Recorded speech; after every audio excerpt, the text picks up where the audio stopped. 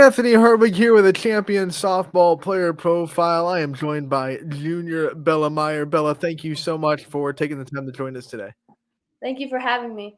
First thing we have to ask, it's today, it's regional final day for you guys, and it's the first time that this group of girls has played at this stage. What's it been like for you winning the regional semifinals 2 days ago and then now playing in a regional final here today? I mean, we've come a long way. I don't think anyone has really expected us to come this far and for us to finally prove to everyone that here we are, we can do this. And I think every game from here on out, the energy just keeps getting higher and higher. This has been a real special season for you guys. Obviously, you're MVAC champions. You're able to sweep that MVAC. You're able to go into the tournament and have this big run. Was there a moment in the season where you guys started to figure out that you were putting together something really special and this could be a team that can make a really deep run like this in the tournament? I think after we played Marlington and Hoover, I think that's when we hit our peak. We just played two big Division 1 schools. I think we were okay, I think we got a chance at this. It wasn't an undefeated season. You guys definitely had a couple of bumps here and there. What was it like bouncing back from the little bit of adversity that you guys did have, or some of the games you guys played where, you were competitive, you were right there, but you didn't come out on top? What was it like to kind of bounce back from those? I think after the team felt like what a loss felt like, I think we just wanted to get back up and keep winning. I don't think any of us want to be done yet. How much do you think those losses helped this team battle through the adverse situations they found themselves in the tournament? I mean, not a blowout against Lakeview in the district championship, and then Keystone obviously a 1-0 win. So there's a lot of high stress pitches on offense and defense. How much do you think the adversity through the season helped you guys stay composed through those moments? I think after a loss, we go to the next day to practice and we work extra hard. We fix the little mistakes. But at the end of the day, a 1-0 ball game, it's still a win. So I think if we're still on the top, it doesn't really matter how many runs at the end of the day. Talk about staying composed in those high stress situations. Everyone on this team, like we said at the top of the broadcast, they haven't been in this moment before. Champion's been in this moment plenty of times, but even the seniors, they've never been to regional finals before. What's it been like to see the whole team just act like they've been there before, play like they've been there before, and stay composed in high stress situations this deep in the tournament? We have a lot of faith in each other, and we have a lot of faith in Gabby. She's doing really good under these high pressure situations, and we know what to do when it comes to it. Speaking of Gabby Gratishar, she has not allowed a run yet throughout this entire tournament.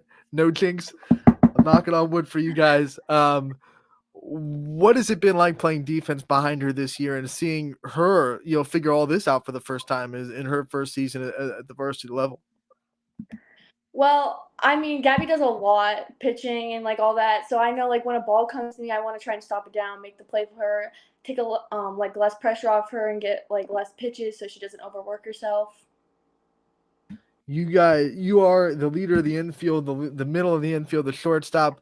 What's that been like for you this year as an upperclassman, first year as an upperclassman, to really take a few more leadership responsibilities and be able to lead the middle of the infield like you do? I try to make sure everyone knows what to do, where to go with the ball. I try to be loud so we don't get no confusion and make a silly mental error.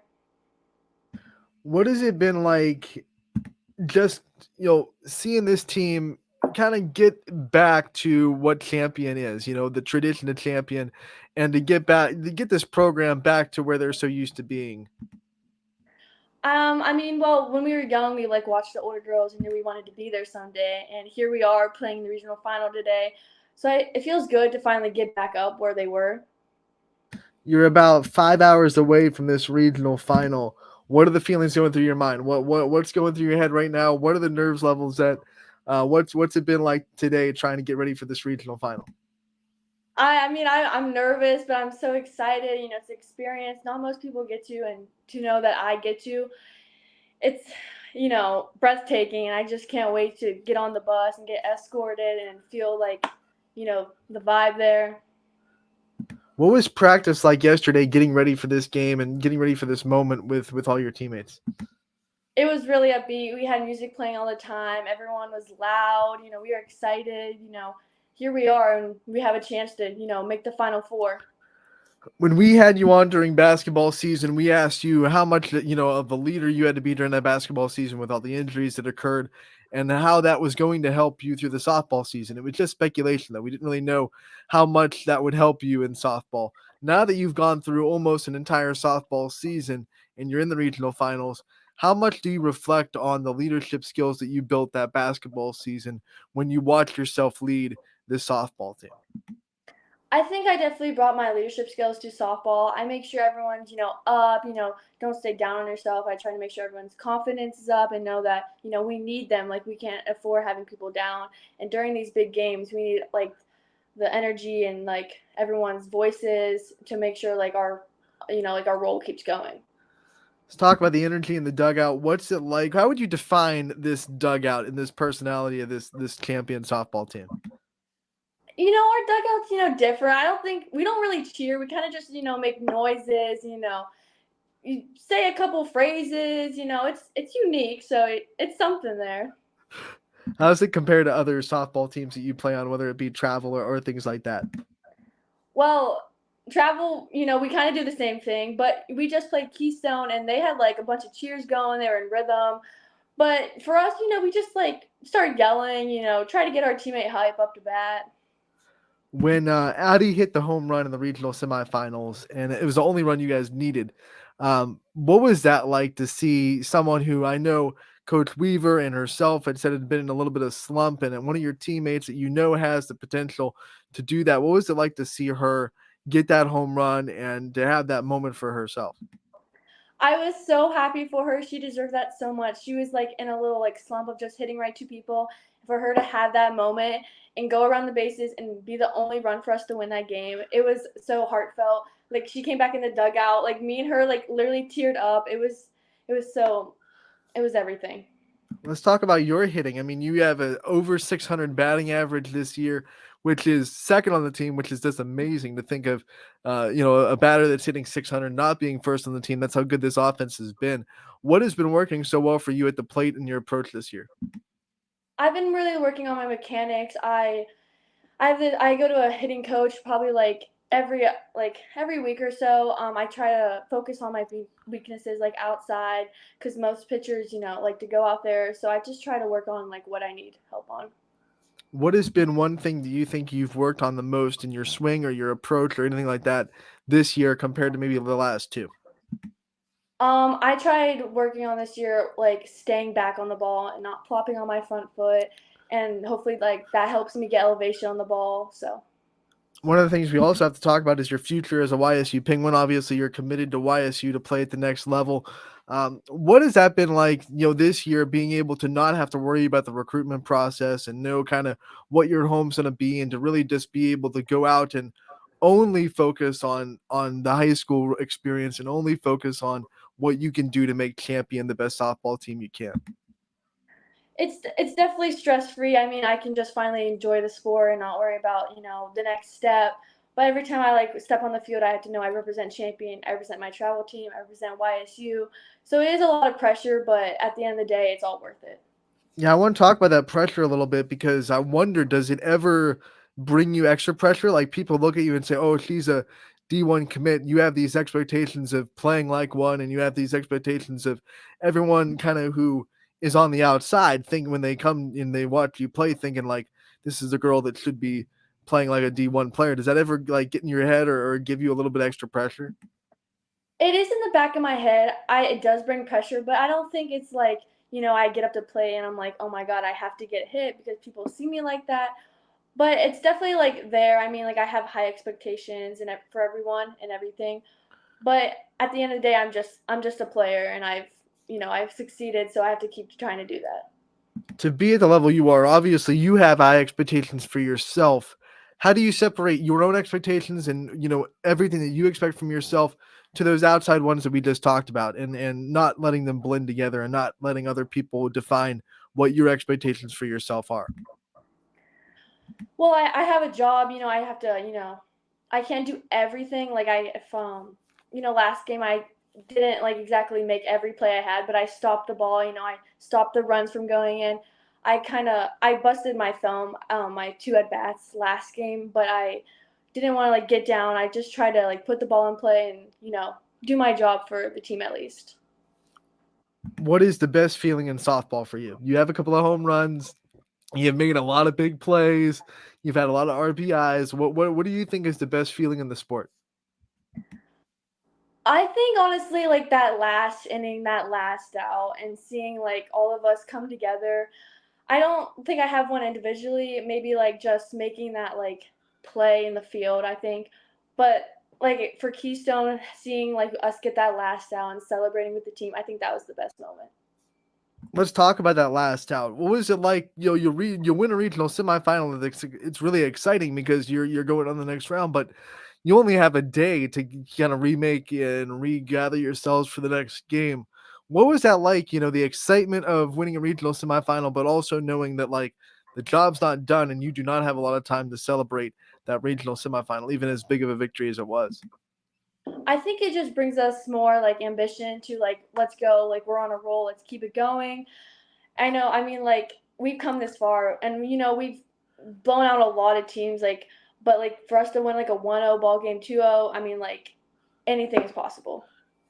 How long did it take for you to stop celebrating the Keystone win and turn your attention to South Range in the regional final? I'd say probably like the next day at practice, we're like, okay, well, we have a new goal. We have to accomplish it. Here we go.